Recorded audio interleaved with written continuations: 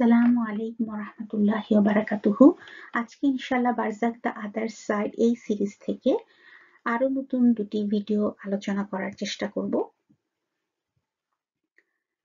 তো আলহামদুলিল্লাহ এর মধ্যে আমাদের পর্ব ২৬ পর্যন্ত আলোচনা শেষ করা সম্ভব হয়েছে এবং ইনশাআল্লাহ আজকে আমরা পর্ব ২৭ এবং ২৮ নিয়ে আলোচনা করার চেষ্টা করব।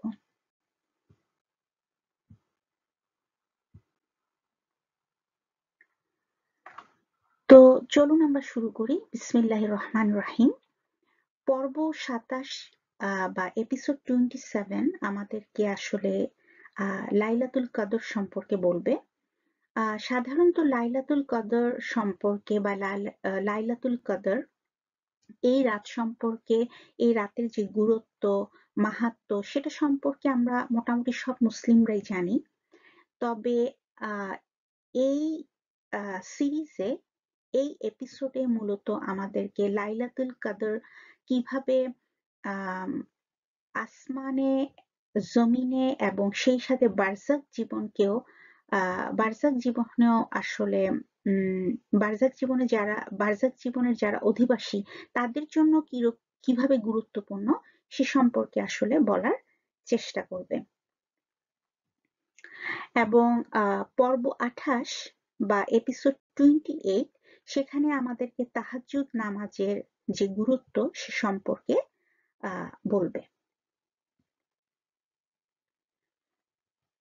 তো শুরুতেই আমরা লাইলাতুল কদর সম্পর্কে ডক্টর ওমর সুলাইমান যা আলোচনা করেছেন সেখান থেকে আমাদের জন্য খুব গুরুত্বপূর্ণ যে অংশটুকু সেটা আমরা ইনশাআল্লাহ আজকে বোঝার চেষ্টা করব।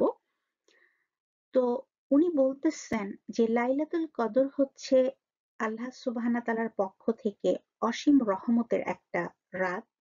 এমন একটা রাত যখন আসমান খুলে যায় এবং ফেরেশতারা দলে দলে নেমে আসে এবং তারা আমাদের নাম, ভাগ্য এবং আমাদের প্রার্থনা নিয়ে অবতরণ করে। জীবিতদের জন্য এটি সবকিছু পরিবর্তন করার সুযোগ এবং মৃতদের জন্য এটি এমন একটা রাত যেখানে তারা ফিরে আসার জন্য যে কোনো কিছু দিতে প্রস্তুত। এই কথাটা আমাদের জন্য খুব গুরুত্বপূর্ণ, কারণ আমরা জানি যে লাইলাতুল কদর আমাদের জন্য, আমরা যারা এই পৃথিবীতে বাস করতেছি, আমরা যারা বেঁচে আছি, আমাদের সবকিছু পরিবর্তন করতে পারে লাইলাতুল কদর। কারণ লাইলাতুল কদর হচ্ছে আমাদের ভাগ্য রজনী।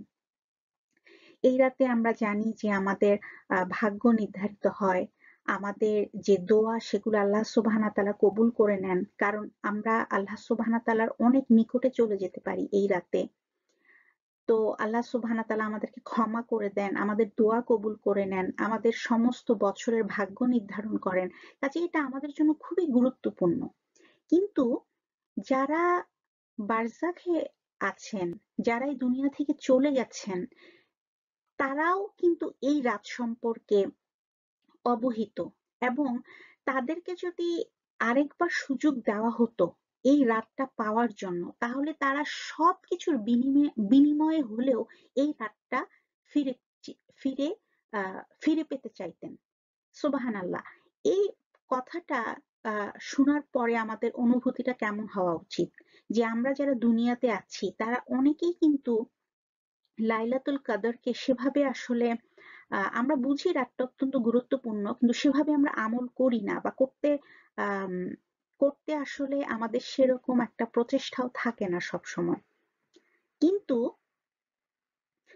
যারা বারজাখে চলে গেছে তারা বুঝতে পারে এই রাতটা কতটা গুরুত্বপূর্ণ, আর সে কারণেই তাদেরকে যদি আরেকবার সুযোগ দেওয়া হতো তাহলে সবকিছুর বিনিময়ে হলেও তারা এই রাতটাকে ফিরে পেতে চাইতেন।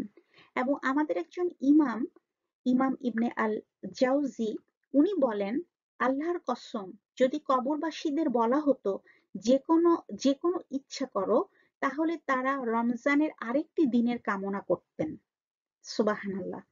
তাহলে পবিত্র রমজান যে আমাদের জন্য কত বড় নিয়ামত, এবং সেই পবিত্র রমজানের মধ্যে শেষ 10 রাত্রি হচ্ছে অত্যন্ত নিয়ামতপূর্ণ।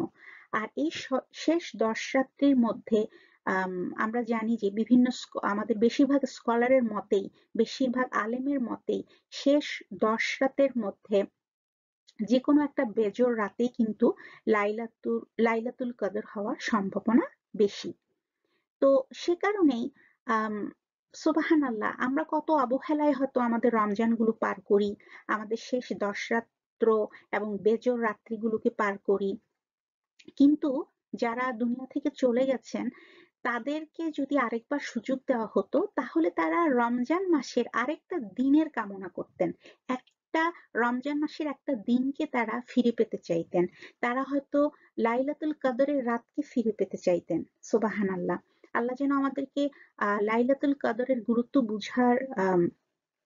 বুঝার অনুধাবন করার তৌফিক দান করেন এবং সেভাবে আমল করার তৌফিক দান করেন। তো এই সিরিজটা যেহেতু রমজান মাসে, গত রমজান মাসে ওনারা রিলিজ করেছিলেন, তো এবং এই সিরিজের একদম শেষ দিকে এসে ওনারা লাইলাতুল কদর সম্পর্কে, যে সময়টা রমজানের লাইলাতুল কদরের সময়, সে সময় আসলে এই এপিসোডটা রিলিজ করা হয়। তো আমাদের সামনে কিন্তু আরেকটা রমজান চলে আসছে, অলরেডি আমাদের হাতে আর কয়েকটা মাস আছে। তো আমরা যেন এখন থেকেই আমাদের রমজানের জন্য প্রস্তুতি নেওয়া শুরু করি।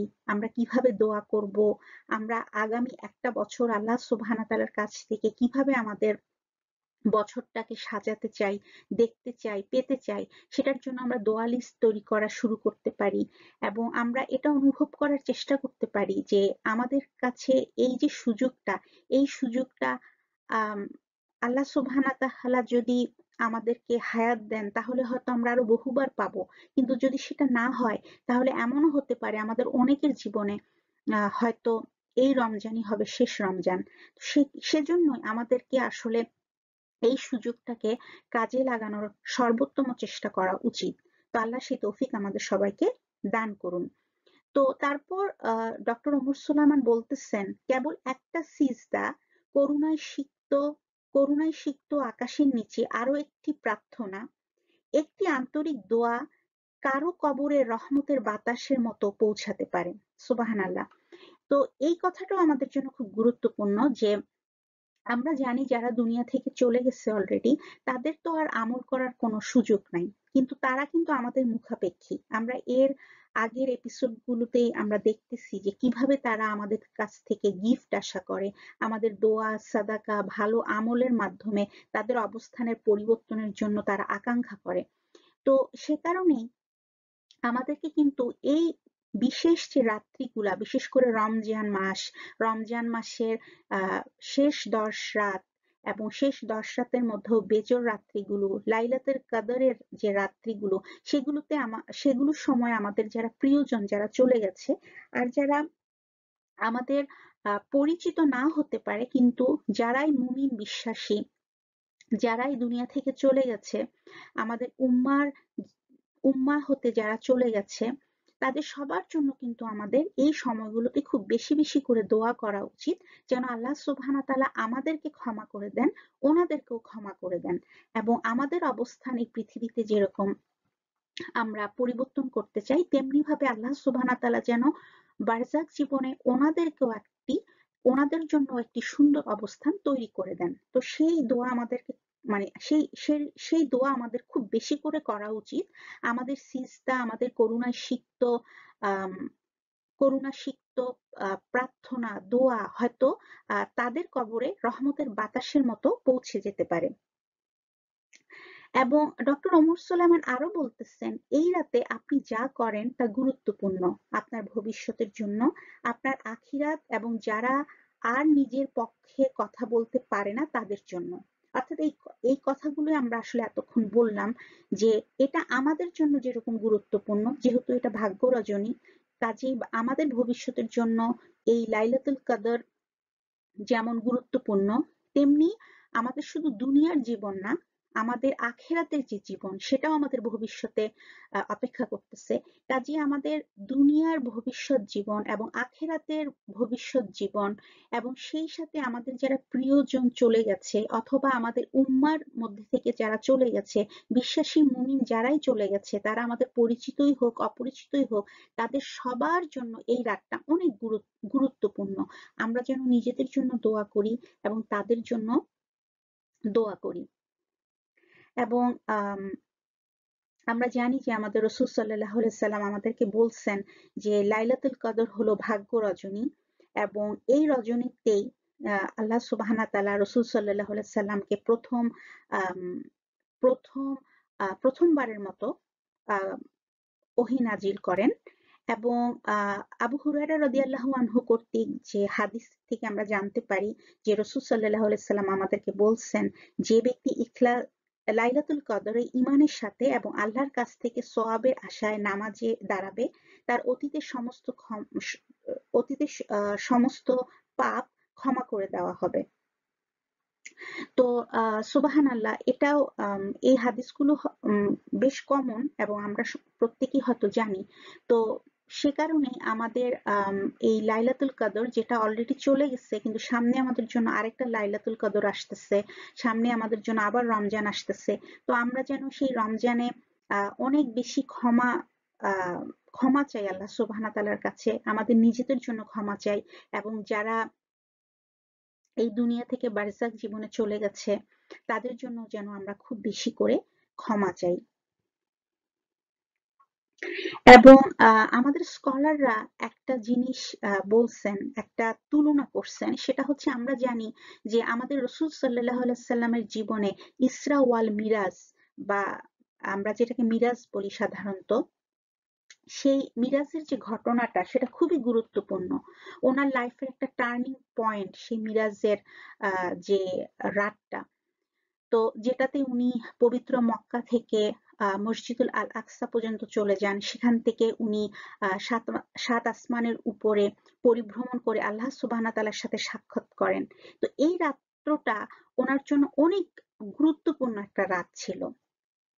এবং বলা হচ্ছে রাসূল সাল্লাল্লাহু আলাইহি ওয়াসাল্লামের জীবনে যেরকম ইসরা ওয়াল মিরাজ ছিল অত্যন্ত গুরুত্বপূর্ণ, তাৎপর্যময়, এবং ওনার লাইফের একটা টার্নিং পয়েন্ট ছিল সেই রাতটা, তেমনি ভাবে উম্মার জীবনেও এরকম একটা রাত আল্লাহ সুবহানাহু ওয়া তাআলা দান করছেন, যেই রাতটা আসলে সবচেয়ে গুরুত্বপূর্ণ।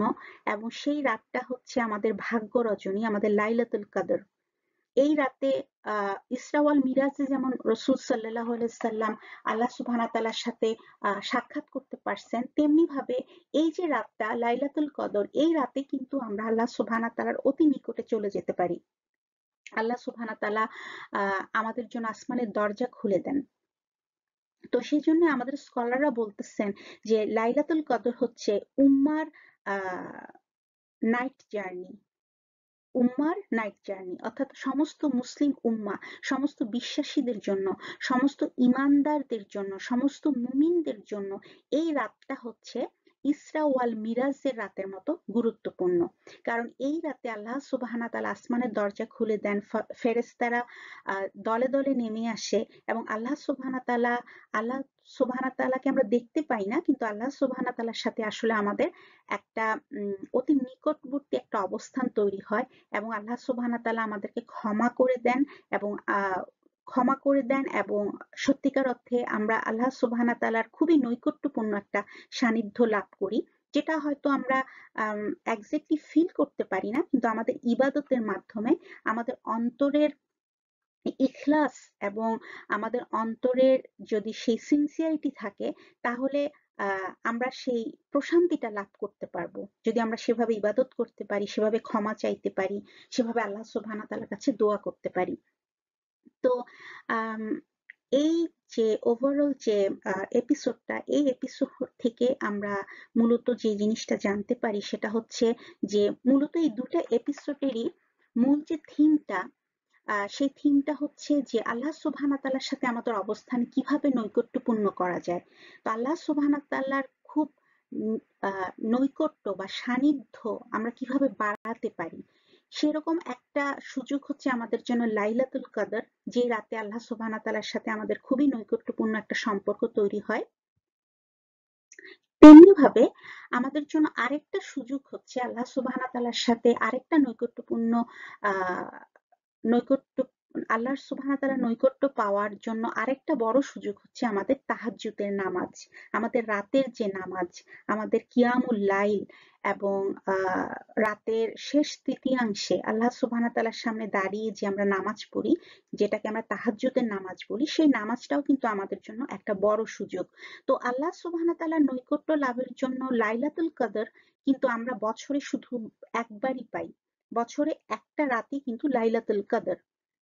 কিন্তু আল্লাহ সুবহানাহু ওয়া তাআলা তার বান্দার জন্য প্রত্যেকটা দিনই কিন্তু রাতের শেষ তৃতীয়াংশে একটা সুযোগ করে দিচ্ছেন, যে সময় উনি চলে আসেন, উনি আহ উনি চলে আসেন আমাদের কাছাকাছি, এবং উনি তখন আমাদেরকে আহ্বান করেন যেন ওনার কাছে দোয়া করি, ক্ষমা প্রার্থনা করি। উনি তখন সেই ক্ষমা করার জন্য এবং দোয়া কবুলের জন্য অপেক্ষা করতে থাকেন। সুবহানাল্লাহ, এটা যে কত বড় সুযোগ যে আল্লাহ সুবহানাহু ওয়া তাআলাকে এত কাছাকাছি পাওয়া। লাইলাতুল কদরের থেকেও আসলে অনেক বড় এটা সুযোগ, কারণ লাইলাতুল কদর বছরে একবার, কিন্তু তাহাজ্জুদের রাত আমরা প্রত্যেক দিনই পাচ্ছি। তাহাজ্জুদ পড়ার জন্য রাত আমরা প্রত্যেক দিনই পাচ্ছি। সুবহানাল্লাহ। তো ডক্টর ওমর সুলাইমান বলতেছেন, রাতের নিস্তব্ধতায় কিছু লোক জেগে উঠে পৃথিবীর জন্য নয়, বরং যিনি এটি সৃষ্টি করেছেন তার জন্য। তারা বিছানা ত্যাগ করে, তাদের হৃদয়ে আশা এবং ভয়ে পূর্ণ, এবং সেই নীরবতায় তারা আল্লাহর সাথে কথা বলে, ফিসফিসিয়ে, সিজদায়, চোখের পানিতে, যা শুধু মহান আল্লাহ দেখেন আর কেউ নয়। সুবহানাল্লাহ, কি সুন্দর একটা কথা যে কিছু মানুষ যারা নিয়মিত তাহাজ্জুদ পড়েন, তারা আল্লাহ সুবহানাহু ওয়া তাআলাকে ভালোবেসে হৃদয় ভরা আশা নিয়ে, এবং আল্লাহ সুবহানাহু ওয়া তাআলার আম আল্লাহ সুবহানাহু ওয়া তাআলাকে ভয় পেয়ে ভালোবেসে বুক ভরা আশা নিয়ে তারা আহ আরামদায়ক বিছানা ছেড়ে জায়নামাজে দাঁড়িয়ে যান, এবং তখন তারা আল্লাহ সুবহানাহু ওয়া তাআলার এই নৈকট্যটা অনুভব করেন। তারা আল্লাহ সুবহানাহু ওয়া তাআলার সাথে কথা বলে। কিভাবে কথা বলে? ফিসফিসিয়ে, সিজদায় গিয়ে, চোখের পানি ফেলে। এবং এই যে তাদের সাথে আল্লাহ সুবহানাহু ওয়া তাআলার এই যে নৈকট্যপূর্ণ অবস্থান, এই যে বৈঠক, সেটা হয়তো অন্য কেউ অনুভব করে না, কিন্তু আল্লাহ তখন সেই বান্দার প্রতি এত সন্তুষ্ট হয়ে যান। এবং ডক্টর ওমর সুলাইমান বলতেছেন, তাহাজ্জুদের নামাজ আমাদের এবং আল্লাহ সুবহানাহু ওয়া তাআলার মধ্যে একটি গোপন বিষয়। এটা আমাদের খুবই সিক্রেট, একটা গোপন একটা আমল। এমন একটি সময় যখন পর্দাগুলো উঠে যায়, যখন পরম করুণাময় অবতরণ করেন এবং ডাক দেন, কে আমার কাছে চাইবে যাতে আমি তা দিতে পারি। তো তাহাজ্জুদের যে সময়টা, রাতের শেষ তৃতীয়াংশ, আমাদেরকে রাসূল সাল্লাল্লাহু আলাইহি সাল্লাম আমাদেরকে জানিয়েছেন যে এই সময় আসলে আসমানের পর্দাগুলো উঠে যায়, ঠিক তেমনি লাইলাতুল কদরের রাতের মতো। এবং আল্লাহ সুবহানাহু ওয়া তাআলা তখন আম আ এই আল্লাহ সুবহানাহু ওয়া তাআলা তখন আমাদের কাছাকাছি চলে আসেন, আমাদের নিকটবর্তী হয়ে যান, এবং সেই সময় তিনি নিজে আহ্বান করেন যে কে চাইবে যাতে আমি তা দিতে পারি। অর্থাৎ আল্লাহ চান যে তখন আমরা তার কাছে প্রার্থনা করি, দোয়া করি, এবং তার কাছে আমরা ক্ষমা চাই। তো এরপরে উনি বলতেছেন, ডক্টর ওমর সুলাইমান, রাতের নামাজিরা এই পৃথিবীতে আড়ালে থাকে, কিন্তু তাদের প্রতিদান পরকালে সঞ্চিত থাকে, কারণ আল্লাহর সন্তুষ্টির জন্য গোপনে যা করা হয় তা কখনো হারিয়ে যায় না। সুবহানাল্লাহ। সাধারণত রাতে যারা তাহাজ্জুদ পড়ে, এই ব্যাপারটা কিন্তু সাধারণত যারা আসলে সিনসিয়ারলি তাহাজ্জুদ পড়ে, তারা কিন্তু খুব একটা প্রচার করে না। তো অনেক এরকম তাহাজ্জুদ পড়া মানুষরা যারা হয়তো গোপনে এই আমলটা করে থাকে, এবং তাদের তাদের যে প্রতিদান সেটা অনেক উচ্চ স্তরের, এবং সেটা কিন্তু আল্লাহ সুবহানাহু ওয়া তাআলা সঞ্চিত করে রাখেন। কারণ আল্লাহ সুবহানাহু ওয়া তাআলার সন্তুষ্টির জন্য গোপনে যে আমলটা করা হয়, সেটা আল্লাহ সুবহানাহু ওয়া তাআলার কাছে অনেক পছন্দের, এবং আল্লাহ সুবহানাহু ওয়া তাআলা এটা পরম যত্নে সঞ্চিত করে রাখেন বান্দার জন্য, তাকে অনেক বেশি রিওয়ার্ড পরকালে দিবেন বলে। আর আল্লাহ যদি চান তাহলে তাকে এই পৃথিবী জীবনেও তাকে নিয়ামতে পরিপূর্ণ করতে পারেন। তো আমাদের যারা স্কলার ছিলেন, তারা আমাদের যারা সাহাবা ছিলেন, যারা বড় বড় স্কলার ছিলেন, আলেম ছিলেন, তারা সবাই কিন্তু এই রাতের যে অংশটা, রাতের এই ইবাদতকে অত্যন্ত গুরুত্ব দিতেন এবং তারা ভালোবেসে তারা এই সময়টা ইবাদত করতে চাইতেন। কারণ এই সময়টা খুবই নিরিবিলি, আল্লাহ সুবহানাহু ওয়া তাআলার সাথে খুবই একটা গোপন বৈঠকের মতো, বা অত্যন্ত মানে আল্লাহ সুবহানাহু ওয়া তাআলাকে তারা সত্যিকার অর্থে ভালোবাসতেন বলে এই সময় তারা অত্যন্ত আম, অত্যন্ত প্রাইভেটলি এবং সিক্রেটলি তারা আল্লাহ সুবহানাহু ওয়া তাআলার এই নৈকট্যপূর্ণ অবস্থানটা তারা উপভোগ করতে চাইতেন। তারা চাইতেন আল্লাহ সুবহানাহু ওয়া তাআলার সাথে একান্তে এই সময়টা অতিবাহিত করতে।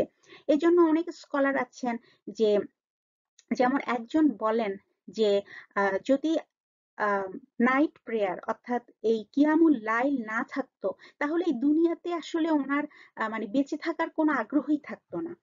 দুনিয়াতে বেঁচে থাকার মানে দুনিয়াতে বেঁচে থাকার মানে ওনার যে আগ্রহ, সে আগ্রহের অন্যতম একটা কারণই হচ্ছে কিয়ামুল লাইল, রাতের বেলা এই যে একান্তে আল্লাহ সুবহানাহু ওয়া তাআলার সাথে মিলিত হতে পারার যে সুযোগ, আল্লাহ সুবহানাহু ওয়া তাআলার সাথে বৈঠক করার সুযোগ, আল্লাহ সুবহানাহু ওয়া তাআলার সামনে আহ সিজদায় গিয়ে ফিসফিসিয়ে চোখের পানি ফেলে তার সাথে কথা বলার এই যে সুযোগ, বান্দার জন্য এটা একটা পরম পরম পাওয়া, এটা একটা নিয়ামত। আর এই নিয়ামতকে ওনারা এত উপভোগ করতেন যে ওনার কাছে বেঁচে থাকার একটা অন্যতম আহ কারণই হচ্ছে যে কিয়ামুল লাইল। তো আল্লাহ সুবহানাহু ওয়া তাআলা পবিত্র কোরআনে বলছেন যে সিজদা দিতে এবং তার নিকটে আসতে। সূরা আলাকের একদম শেষ ভাগে যেখানে বলা হচ্ছে যে আম, তোমরা সুজুদ দাও, তোমরা সিজদা দাও এবং তোমরা আমার কাছে আসো। অর্থাৎ এই সিজদারত যে অবস্থাটা, সুজুদের সুজুদ বা সিজদার এই যে অবস্থানটা, এই অবস্থানটা আমাদের আলেমদের মতে এটা হচ্ছে আল্লাহ সুবহানাহু ওয়া তাআলার সাথে সবচেয়ে নৈকট্যপূর্ণ অবস্থান। যখন আমরা সিজদা দেই তখন আল্লাহ সুবহানাহু ওয়া তাআলার সবচেয়ে নিকটে আমরা চলে যাই, তার সাথে আমাদের সবচেয়ে নৈকট্যপূর্ণ অবস্থান তৈরি হয়। আর সেটা তো যে কোনো নামাজেই, প্লাস যখন আমরা রাতের অন্ধকারে একান্তে আল্লাহ সুবহানাহু ওয়া তাআলার জন্য আমরা সিজদা করি, তার সাথে আমরা তাহলে কতটা নৈকট্যপূর্ণ অবস্থায় চলে যেতে পারি। তো আম, তো বলা হচ্ছে যে আম, যে রাতের যে শেষ তৃতীয়াংশের যে আল্লাহ সুবহানাহু ওয়া তাআলাকে এই সিজদা দেওয়ার যে সুযোগটা, অর্থাৎ তাহাজ্জুদ পড়ার এই যে সুযোগটা, এই সুযোগটা হচ্ছে আল্লাহ সুবহানাহু ওয়া তাআলার সাথে সবচেয়ে নৈকট্যপূর্ণ অবস্থান। আমরা আমরা এতক্ষণ বললাম যে সিজদা হচ্ছে সিজদারত অবস্থাটা, সিজদার যে অবস্থানটা সেটা হচ্ছে আল্লাহ সুবহানাহু ওয়া তাআলার সাথে আমাদের সবচেয়ে নৈকট্যপূর্ণ অবস্থান। আর যখন আমরা রাতের শেষ তৃতীয়াংশে এই সিজদা দিয়ে থাকি, সেটা হচ্ছে আল্লাহ সুবহানাহু ওয়া তাআলার সাথে আমাদের সবচেয়ে নৈকট্যপূর্ণ অবস্থান এই পৃথিবীতে। আর এর থেকেও বড় সুযোগ আমাদের জন্য বারজাকে তখন এর চেয়েও বড় সুযোগ বারজাকে আমাদের জন্য অপেক্ষা করে। অর্থাৎ ব্যাপারটাকে আবার একটু বুঝিয়ে বলি যে আমাদের স্কলাররা বলতেছেন যে আমরা যখন সিজদা দেই তখন সেই অবস্থানটা হচ্ছে আল্লাহ সুবহানাহু ওয়া তাআলার সাথে আমাদের সবচেয়ে নৈকট্যপূর্ণ অবস্থান। আর রাতের শেষ তৃতীয়াংশে তাহাজ্জুদের সময় আমরা যখন সেই সিজদা দিচ্ছি, সেটা হচ্ছে তাহলে আমাদের আল্লাহ সুবহানাহু ওয়া তাআলার সাথে আরো নৈকট্যপূর্ণ অবস্থান এই দুনিয়াতে। আর বারজাখে এই রাতের শেষ তৃতীয়াংশে যখন একজন বান্দা সিজদা দেয় তার জন্য আরো বড় কিছু অপেক্ষা করে, আরো বড় রিওয়ার্ড, পুরস্কার, নিয়ামত তার জন্য অপেক্ষা করে। রাসূল সাল্লাল্লাহু আলাইহি সাল্লাম আমাদেরকে বলছেন যে আমাদের প্রতিপালক প্রতি রাতের শেষ তৃতীয়াংশ অবশিষ্ট যখন থাকে তখন সর্বনিম্ন আসমানে অবতরণ করেন এবং বলেন, কে আমাকে ডাকছে যাতে আমি তার ডাকে সাড়া দিতে পারি, কে আমার কাছে প্রার্থনা করছে যাতে আমি তাকে দান করতে পারি, আমার কাছে কে ক্ষমা চাইছে যাতে আমি তাকে ক্ষমা করতে পারি। সুবহানাল্লাহ। অর্থাৎ আল্লাহ সুবহানাহু ওয়া তাআলা নিজে আহ্বান করতেছেন। সাধারণত যখন কেউ কিছু দিতে চায় সেটা সহজেই দিতে চায় না, আর সেখানে আল্লাহ সুবহানাহু ওয়া তাআলা আমাদের রব নিজে সর্বনিম্ন যে আসমান সেখানে চলে আসতেছে, নিজে সশরীরে চলে আসতেছে এবং আমাদেরকে আহ্বান করতেছে। আর আমরা হয়তো গভীর ঘুমে সে সময়টা গভীর ঘুমে নিমজ্জিত থাকি। আমরা হয়তো সারা রাত মোবাইল স্ক্রল করে শেষ রাতে আমরা ঘুমাতে যাই। সুবহানাল্লাহ, আমাদের আমরা আসলেই বড় অকৃতজ্ঞ এবং আমরা অত্যন্ত গাফেল অবস্থায় আসলে দিন যাপন করি। আল্লাহ আমাদের সবাইকে মাফ করুক এবং আমাদের সবাইকে এই সত্যগুলো বুঝার, অনুধাবন করার এবং সেভাবে সেই অনুযায়ী আমাদেরকে আমল করার তৌফিক দান করুন। তো যেটা বলতেছিলাম যে আমাদের সবচেয়ে যেটা নৈকট্যপূর্ণ অবস্থান আল্লাহ সুবহানাহু ওয়া তাআলার সাথে সেটা হচ্ছে সিজদারত অবস্থায়। আর রাতের শেষ তৃতীয়াংশে যখন কোনো বান্দা আল্লাহ তাআলাকে সিজদা দেয়, সেটা হচ্ছে আল্লাহ সুবহানাহু ওয়া তাআলার সাথে তার সবচেয়ে নৈকট্যপূর্ণ অবস্থান এই দুনিয়াতে। কিন্তু আহ সে যখন বারজাকে প্রবেশ করবে, সে যখন আখিরাতে যাবে, তখন আল্লাহ সুবহানাহু ওয়া তাআলা তার জন্য আরো অনেক বড় নিয়ামত রেখে দেন। যেমন আমাদের বিভিন্ন স্কলাররা যারা দুনিয়া থেকে চলে যাওয়ার পরে তাদের বিভিন্ন স্টুডেন্টরা অথবা কলিগরা যখন তাদেরকে স্বপ্ন দেখছে, তারা কিন্তু এ সম্পর্কে আমাদেরকে বলছে। যেমন আমাদের একজন স্কলার, আমাদের একজন আলেম সুফিয়ান আত-থাউরি, উনি যখন দুনিয়া থেকে চলে গেলেন তখন উনি স্বপ্নে জানালেন এটা যে আল্লাহ সুবহানাহু ওয়া তাআলা ওনাকে মানে এত সন্তুষ্ট হয়েছে ওনার উপরে, ওনাকে তো ক্ষমা করে দিছেই, প্লাস হচ্ছে আল্লাহ সুবহানাহু ওয়া তাআলা ওনাকে বলছেন যে উনি ওনার ইচ্ছা মতো যে কোনো একটা প্রাসাদ বেছে নিতে পারে এবং আল্লাহ সুবহানাহু ওয়া তাআলাকে উনি যে কোনো সময় ভিজিট করতে পারে, যে কোনো সময় আল্লাহ সুবহানাহু ওয়া তাআলার সাথে উনি আহ সাক্ষাৎ করতে পারে। কারণ আল্লাহ ওনার যে প্রাসাদ, সে প্রাসাদটা আল্লাহ সুবহানাহু ওয়া তাআলার খুব কাছেই, সুবহানাল্লাহ। এবং এই সমস্ত রিওয়ার্ডের কারণ হচ্ছে আল্লাহ সুবহানাহু ওয়া তাআলা ওনাকে জানাইছেন যে উনি আহ যখনই রাত অন্ধকার নেমে আসতো, রাত হতো, তখনই উনি অত্যন্ত সিনসিয়ারলি আল্লাহ সুবহানাহু ওয়া তাআলার আল্লাহ সুবহানাহু ওয়া তাআলাকে ডাকার জন্য উনি দাঁড়াই যেতেন এবং উনি চোখের পানি ফেলতেন এবং সেই সাথে ওনার অন্তর মানে খুশুতে পরিপূর্ণ হয়ে থাকতো। অত্যন্ত ইখলাসের সাথে খুশু নিয়ে উনি সেই কিয়ামুল লাইল করতেন অত্যন্ত আন্তরিকতার সাথে, খুশু সহকারে, আন্তরিকতার সহকারে, বিনয় সহকারে, মনোযোগ সহকারে, পরিপূর্ণ আহ পরিপূর্ণ ভালোবাসা নিয়ে, পরিপূর্ণ আহ আশা এবং ভালোবাসা নিয়ে তিনি আল্লাহ সুবহানাহু ওয়া তাআলার সাথে সাক্ষাৎ করতেন, একান্তে মিলিত হতেন রাতের বেলা। আর এটা আল্লাহ সুবহানাহু ওয়া তাআলার কাছে এত পছন্দের ছিল, ওনার এই যে ইখলাস, ওনার এই যে নিবেদিত হয়ে আল্লাহ সুবহানাহু ওয়া তাআলাকে ডাকার যে অভ্যাস ছিল তাহাজ্জুদের সময়। তো সেটার কারণে আল্লাহ সুবহানাহু ওয়া তাআলা ওনার উপর এত সন্তুষ্ট হন যে ওনার অন্যান্য আমলের পাশাপাশি এই আমলটা ওনাকে আরো সুউচ্চ অবস্থানে নিয়ে যায়, যার দরুন উনি আল্লাহ সুবহানাহু ওয়া তাআলার আহ আরশের কাছাকাছি প্রাসাদ বেছে নেওয়ার সুযোগ পেয়ে যান। সুবহানাল্লাহ। তো আমাদের বিভিন্ন স্কলাররা বলেন যে আম, রাতের যে নামাজ সেটা এতটাই তাৎপর্যময়, সেটা দিনের নামাজের থেকেও আহ অনেক বেশি তাৎপর্যময়। আমাদের যেটা ফরজ নামাজ, যেগুলো আমাদের জন্য বাধ্যতামূলক, সেগুলো তো আমাদেরকে পড়তেই হবে। কিন্তু আমরা জানি যে আহ সকালের দিকেও আমাদের বিভিন্ন নামাজ পড়া, নফল নামাজ পড়ার সুযোগ থাকে, কিন্তু সেগুলোর থেকেও কিন্তু রাতের এই যে নামাজ, তাহাজ্জুদের নামাজ, কিয়ামুল লাইল, এগুলো কিন্তু অনেক বেশি গুরুত্বপূর্ণ। এটা এতটাই গুরুত্বপূর্ণ যে এটাকে তুলনা করা হয়েছে যে কেউ যদি প্রকাশ্যে সাদাকা করে সেটা তো অবশ্যই আহ সে যদি রিয়ার জন্য না করে থাকে, সে যদি ইখলাসের সাথে করে থাকে, সেটা অবশ্যই প্রশংসনীয়। কিন্তু যখন কেউ গোপনে সাদাকা করে সেটা আল্লাহ সুবহানাহু ওয়া তাআলার কাছে আরো অনেক বেশি পছন্দের। আমরা জানি যে প্রকাশ্যে সাদাকার থেকে গোপনে যে সাদাকা করা হয় শুধুমাত্র আল্লাহর সন্তুষ্টি অর্জনের জন্য, সেটা আল্লাহ সুবহানাহু ওয়া তাআলার কাছে অনেক পছন্দের। ঠিক তেমনি ভাবে সকালের দিকে আমরা যত নফল নামাজই পড়ি না কেন, সেগুলো থেকেও রাতের শেষ তৃতীয়াংশে বিশেষ করে যে তাহাজ্জুদের যে নামাজ, সে তাহাজ্জুদের নামাজ এবং যে কোনো ধরনের কিয়ামুল লাইলই আল্লাহ সুবহানাহু ওয়া তাআলার কাছে অনেক বেশি পছন্দের, অনেক বেশি তাৎপর্যময়। তো কিছুক্ষণ আগে আমরা বললাম যে ফরজ নামাজের পর সর্বোত্তম নামাজ হলো রাতের নামাজ, এবং এটা আল্লাহ রসুল আমাদেরকে বলে গেছেন। এবং আল্লাহ সুবহানাহু ওয়া তাআলা পবিত্র কোরআনে যারা এই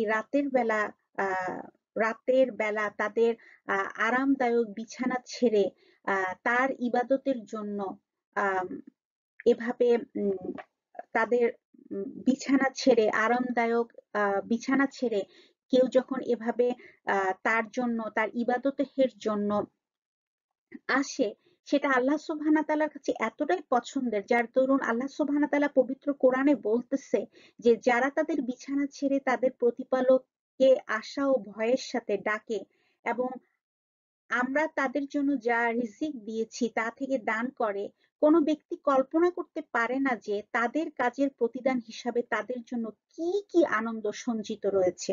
সুবহানাল্লাহ।